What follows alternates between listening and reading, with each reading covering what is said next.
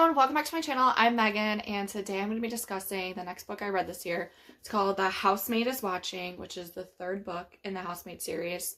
So let's get into it. Okay, so I didn't like this book. I didn't like it at all. I feel this was the worst out of the three. I don't know what about it, but like this book wasn't, I feel, as cohesive as the first two.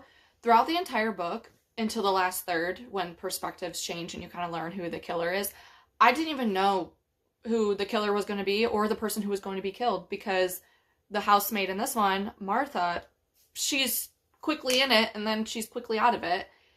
And I feel like the writer didn't really know what to do with the story. It was really nice to see Millie and Enzo be in their, I think, mid-40s at least, and have two kids. However, I wish they showed more about them working together, because the years between book 2 and book 3, they have worked together to help women get out of situations. And so I really wish we got to see that in this book.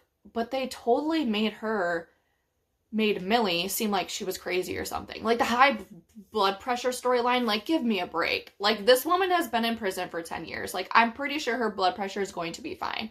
But it just feels like the writer made her character, like, crazy. And same with, like, Enzo with hiding stuff from Millie. Like, Enzo and Millie don't really hide anything from each other. So I'm so confused on why their relationship was the relationship in this book. It just, like, blew my mind. Like, nothing seemed in character for either of these characters. And I just feel like it was just weak to have, like, the neighbor's husband be, like, the issue, and then with the kids. Like, I just feel like there was so much vagueness in it that it was hard for me to even believe so-and-so was the killer and this is the person who got killed. Like, it just, those smaller characters were not in the book long enough for you as the reader to get hinted that this person was the bad person. Whereas the first two books, you kind of there were hints there because you got to see the characters. But in this one, it was so flippity floppity. And then, like, I don't even know what the point of Janice was. Like, did she even have, like, and her son being on a leash, and then the guy who was, like, missing? I don't know. It just seemed like it was kind of, like, all over the place, and I was getting really frustrated because I liked how the first two, like, you're kind of, like, figuring it out as you go. You're like, okay, I can see this person has potential, or this one has potential.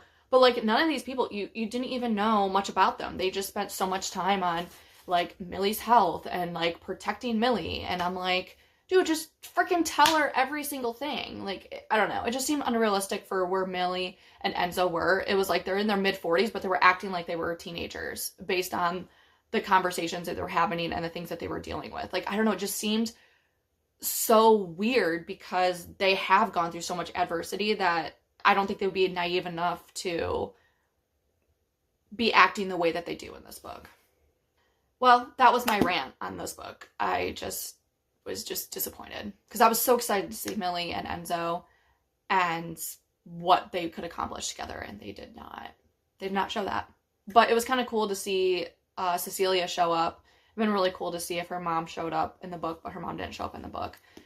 But that was kind of cool to see Cecilia a little bit towards the end. But I don't know, I was just, like, so disappointed. Like, this book could have been so much better if she would have showed, like, Enzo and Millie, like, teaming up and working together. Like, it could have been, like, more action-packed. And, like, this one wasn't action-packed at all. Not that the other two were, but there were definitely some mischievous things that were going on. And so I just kind of wish Millie and Enzo had more of, like, a presence in a teamwork. Because that's what I've been loved to see, you know, considering this one is a massive time jump from the second book. That's it for my review on The Housemaid Is Watching. Thank you for watching, and I'll see you next time.